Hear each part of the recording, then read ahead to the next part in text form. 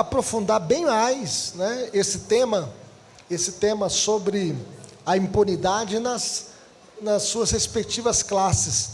E hoje nós iremos ler o texto aqui com vocês em 1 Coríntios, capítulo 5, de 1 a 13. Abra sua Bíblia nesse texto aí comigo. Você que está em casa também, que Deus abençoe. Você que é mãe, que está me acompanhando na transmissão, que Deus abençoe a sua vida, a sua família. Que Deus continue consolando, confortando e guardando toda a sua família nesse Dia das Mães. Que o Senhor abençoe a sua vida e toda a sua família. Nós iremos então ler esse texto. É o texto básico da nossa lição de hoje, que vocês vão aprofundar bem mais nesta escola bíblica dominical. Vamos ler esse texto juntos, mesmo assentados como vocês estão. Todos juntos? Geralmente se ouve que há entre vós imoralidade tal como nem mesmo entre os gentios, isto é, haver quem se atreva a possuir a mulher de seu próprio pai.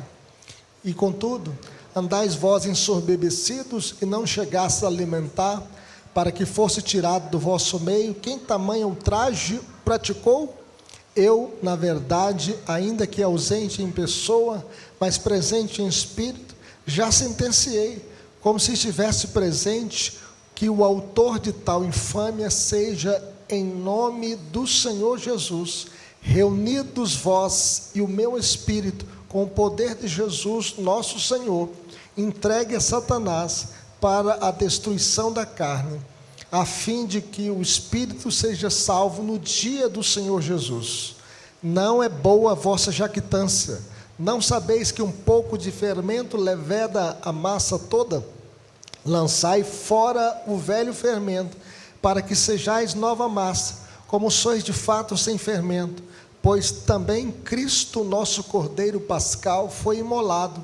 Por isso, celebremos a festa não com o velho fermento, nem com o fermento da maldade e da malícia, e sim com os asmos da sinceridade e da verdade. Já em carta vos escrevi, que não vos associeis com os impuros. Refiro-me com isso não propriamente aos impuros deste mundo, ou aos avarentos, ou roubadores ou idólatras, pois neste caso terias que sair do mundo. Mas agora vos escrevo que não vos associeis com alguém que, dizendo-se irmão, foi impuro, ou avarento, ou idólatra, ou maldizente, ou beberrão, ou roubador. Com esse tal nem ainda comais, pois com que direito haveria eu de julgar os de fora?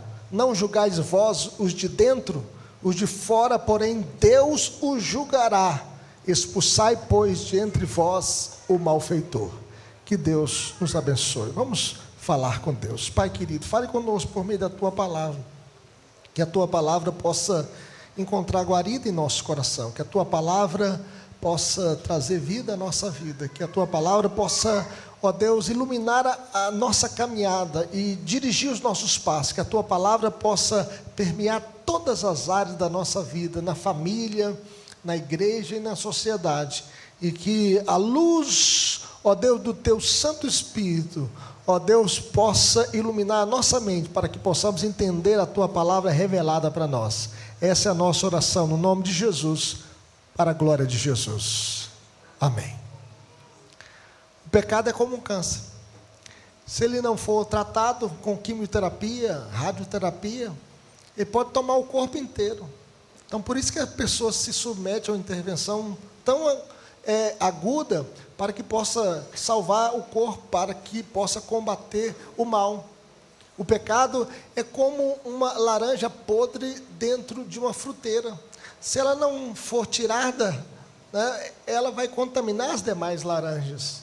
E é por isso que nós devemos sempre orar a Deus, para que a gente não possa agradar-se da impunidade, porque a impunidade traz esse mal. Por isso, nós podemos ver que o pecado tem que ser tratado. Se ele não for retirado, há uma injustiça, e não pode existir a impunidade dentro da igreja. Eu poderia aqui falar a impunidade que às vezes acontece na nação, na política. Alguns até vendem sentença para descondenar algumas pessoas para assumir poderes, e é triste ver essa impunidade. Mas eu não quero tratar desta impunidade na sociedade. Deus vai tratar com tais homens e com tais juízes e com a nossa sociedade. Por isso, Paulo aqui trata sobre a necessidade de disciplina na igreja para corrigir erros, promover a glória de Deus, edificar a igreja, restaurar os culpados, uma vez que havia um membro dentro desta igreja que estava tendo um relacionamento ilícito com a sua madrasta, com a mulher do seu pai, e que ele era membro da igreja, provavelmente o pai era membro da igreja, e a sua madrasta também membro da igreja. E esse fato estava acontecendo, e a igreja não tratou, né, da disciplina no meio da igreja. Então, a grande ideia dessa passagem é que uma igreja disciplinada, ela não tolera o pecado. Vamos dizer isso comigo? Uma igreja disciplinada, ela não tolera o pecado. Dessa forma, meus irmãos, Paulo nos dá 3 instruções específicas a serem seguidas pela igreja. Primeira coisa, a igreja deve chorar de tristeza por causa do pecado. O pecado é o pior mal do mundo. Por isso Paulo chega a dizer: comenta-se por toda parte que a imoralidade sexual em seu meio, imoralidade que nem mesmo os pagãos praticam, soube de um homem entre vocês que mantém relações sexuais com a própria madrasta. Como pode se orgulhar disso? Deveriam lamentar-se e excluir de sua comunhão o homem que cometeu tamanha ofensa. Então, em lugar de se orgulhar, eles deveriam se lamentar por causa do pecado. Nós devemos chorar. A gente, por exemplo, essa semana, quarta-feira, nós estivemos orando, né, por aquelas crianças que estavam no abrigo ali no sul do país, né, e 4 homens abusaram das crianças ali. E eles estão presos. Já prenderam 5 pessoas envolvidas no abuso e também no estupro. E nós devemos nos indignar contra o pecado.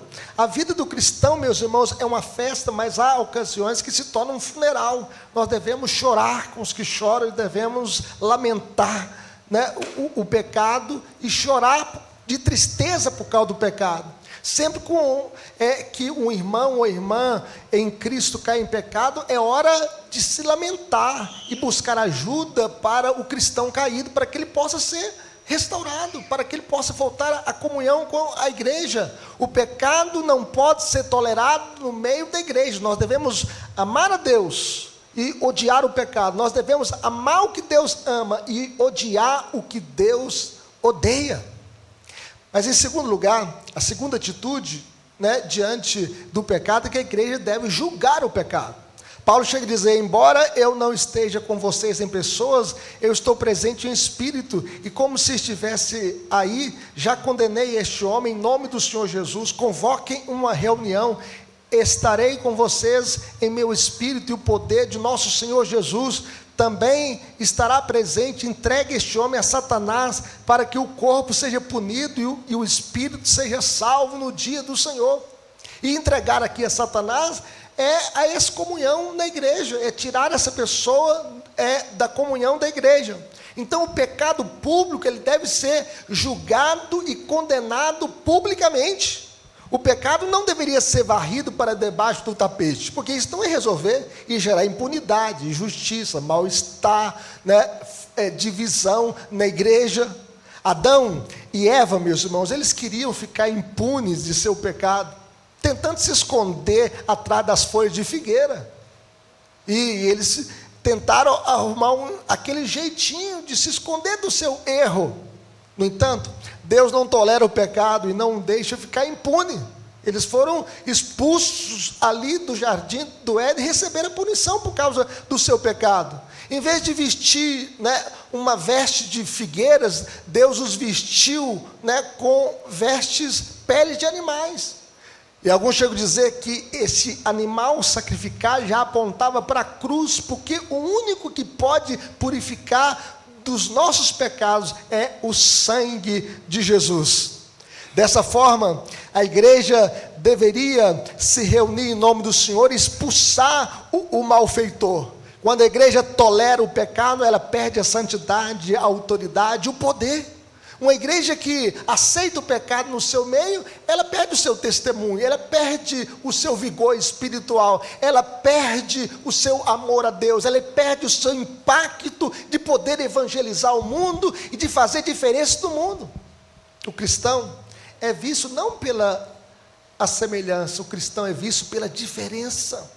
E é por isso que nós devemos ser diferentes do mundo, porque nós somos o sal da terra e a luz do mundo, e o sal serve para conservar os valores de Deus, a vontade de Deus. Naquele tempo não tinha geladeira, era sal para salgar a carne, para conservar os alimentos. Assim também a igreja é o sal da terra para fazer diferença neste mundo indiferente. O pecado destrói o testemunho da igreja, por isso o pecado não pode ser tolerado, mas odiado. Uma igreja disciplinada não tolera o pecado. Mas em terceiro lugar, meus irmãos, a terceira atitude é que a igreja deve remover o pecado. A mãe, por exemplo, quando limpa a criança, dá um banho na criança, usando uma bacia, ela não joga a criança fora, joga água suja fora. Depois, veste a criança com a roupa limpinha, bonita, para que a criança possa ficar bem no seio da família. Assim também, a igreja de Deus é a família do Senhor que limpa o erro, remove o pecado. Então não é boa a vossa jactância, não sabeis que um pouco de fermento leveda a massa toda? Lançai fora o velho fermento, para que sejais nova massa, como sois de fato sem fermento, pois também Cristo, nosso Cordeiro Pascal, foi imolado. Por isso celebremos a festa, não com o velho fermento, nem com o fermento da maldade e da malícia, e sim com os asmos da sinceridade e da verdade. Assim como os judeus tinham que remover o velho fermento na festa da Páscoa, eles não poderiam ter o fermento ali durante uma semana, porque o fermento era símbolo do mal, símbolo do pecado. Assim os coríntios devem expurgar o mal do seu meio, limpar o coração, limpar a sujeira, remover o pecado. Cristo, meus irmãos, é o nosso Cordeiro Pascal, e com o seu sangue vertido na cruz do Calvário, Ele nos limpa de todos os nossos pecados. A Bíblia diz que Jesus foi moído pelas nossas iniquidades, traspassado pelas nossas transgressões, e o castigo que nos traz a paz estava sobre Ele, e pelas suas pisaduras fomos sarados. Uma vez que Jesus nos libertou da escravidão do pecado, não devemos nos relacionar com os pecados do passado.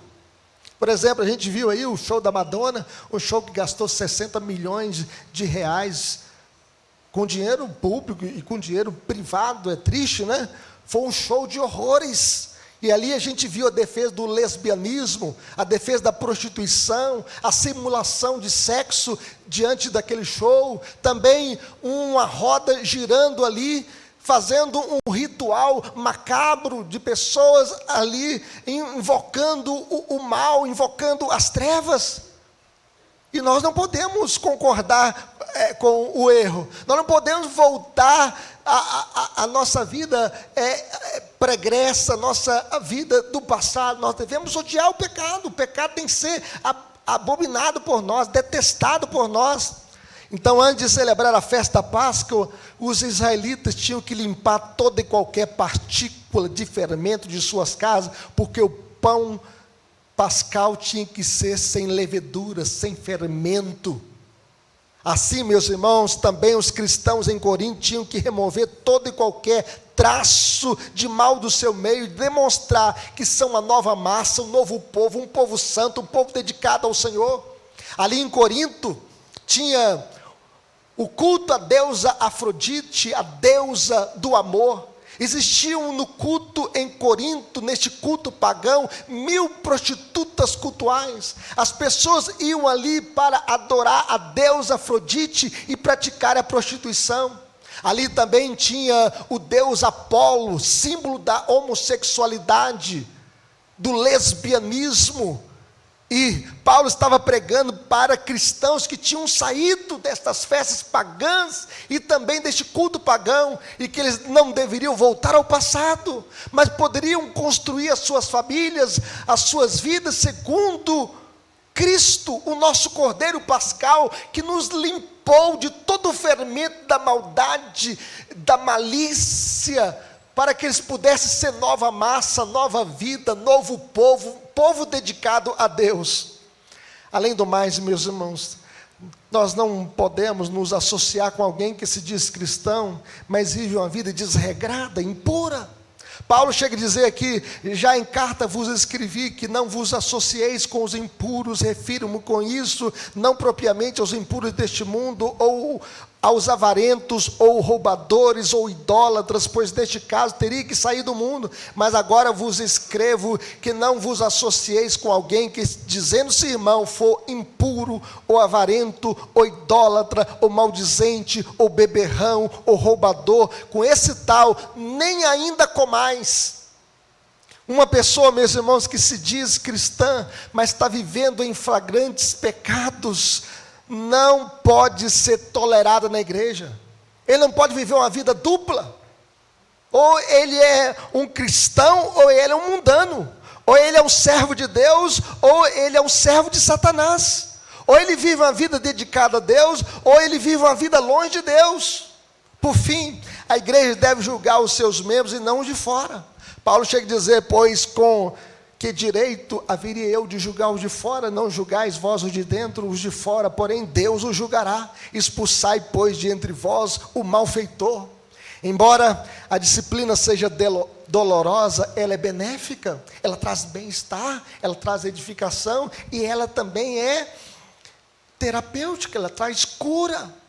Uma igreja sem disciplina morre, e uma igreja com excesso de disciplina mata. E aqui Paulo não está falando da disciplina de usos e costumes. Não é porque a mulher cortou a ponta do cabelo, ou porque pintou as unhas, ou porque raspou o cabelo das pernas, é que ela tem que ser disciplinada. Não é esse tipo de disciplina. É aqui uma disciplina por conduta imoral, profana, que desonrava a Deus, que destruía a família e que trazia um escândalo para a sociedade. Era essa disciplina que aqui a igreja deveria exercer. Aplicações para a nossa vida, meus irmãos: como viveremos?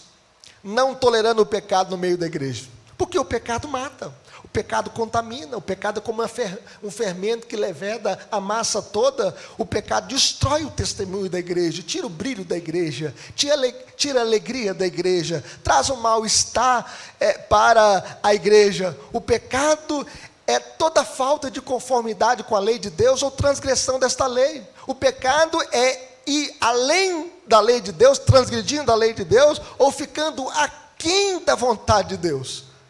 Por isso, nós não podemos tolerar o pecado no meio da igreja. Nós devemos gerar no nosso coração, pela ação do Espírito Santo, arrependimento. O Senhor Jesus diz: arrependei-vos, porque está próximo o reino dos céus. E arrependimento é mudança de mente, é mudança de vida, é mudança de comportamento, é mudança de conduta, e nós devemos viver para a glória de Deus. Qual o fim principal do homem? O fim principal do homem é glorificar a Deus e gozá-lo para sempre. Como viveremos? Em segundo lugar, refletir da nova vida em Cristo. É saber que Cristo mudou a nossa história, mudou a nossa família, mudou a nossa casa. É Jesus que faz diferença na vida da gente. É Cristo, meus irmãos, que tem que ser amado. Nós somos uma nova massa, um novo povo, um povo santo, um povo dedicado ao Senhor. Por essa razão nós devemos refletir a sinceridade e a verdade em Cristo, lançando fora o velho fermento da maldade, da malícia que contamina o corpo. E vamos fazer isso como a mãe que limpa o seu filho, que banha o seu filho, que passa talquinho no seu filho, perfume no filho, e o apresenta bonito no meio da família. Que Deus abençoe a nossa vida, para que possamos jogar a água fora, o fermento fora, a água suja fora, a malícia fora, a maldade fora, o pecado fora, e sermos uma nova massa, uma nova família, um novo povo, um povo santo, refletindo a nova vida em Cristo. Que Deus nos abençoe. Amém? Vamos orar? Vamos falar com Deus?